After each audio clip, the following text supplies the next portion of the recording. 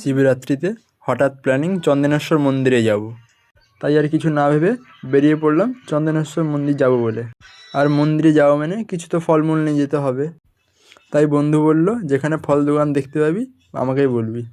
আর কিছুটা যাওয়ার পর হঠাৎ দেখতে পেলাম কিছু ফলের দোকান। আর ভাই, ফলের দোকানে আরেক কাণ্ড। দোকানের সামনে দেখি প্রচুর ভিড়। আর ওখানে গিয়ে জিজ্ঞেস করলাম, দাদা এখানে কি হয়েছে?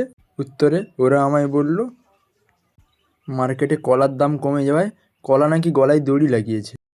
তাই আর কি করব, কলা বাদ দিয়ে অন্যান্য জিনিস নিয়ে চলে গেলাম চন্দনেশ্বর মন্দিরের দিকে। আর আমি কিন্তু ফার্স্ট টাইম যাচ্ছি, এর আগে কোনো দিন যাইনি। আর যেতে যেতে একটা গেট দেখতে পেলাম। আর বন্ধুকে জিজ্ঞেস করলাম, ভাই এটা কি গেট? বন্ধু আমায় উত্তরে বলল, এটা নাকি বিশ্ব বাংলা গেট। বন্ধু ভেবেছে আমি কোনোদিন আসিনি বলে ও আমাকে যা বলবে আমি তাই মেনে নেব।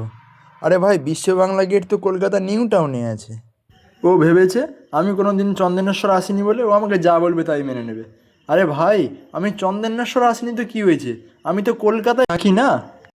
আরে আমার বয়স 38 বছর, কিন্তু আমি কলকাতায় থাকি হয়ে গেল 42 বছর। আর এই দুজন মিলে ঝগড়া ঝামেলা করতে করতে পৌঁছে গেলাম প্রায় চন্দনেশ্বর মন্দিরের কাছে। আরে বাবা, শিবরাত্রি বলে চন্দনেশ্বর মন্দির দারুণ সাজিয়েছে, কি অপরূপ না লাগছে। তারপর মন্দিরে ঢুকে পুজো দেওয়া শেষ হয়ে গেল। আর এটাই ছিল আজকের মিনি।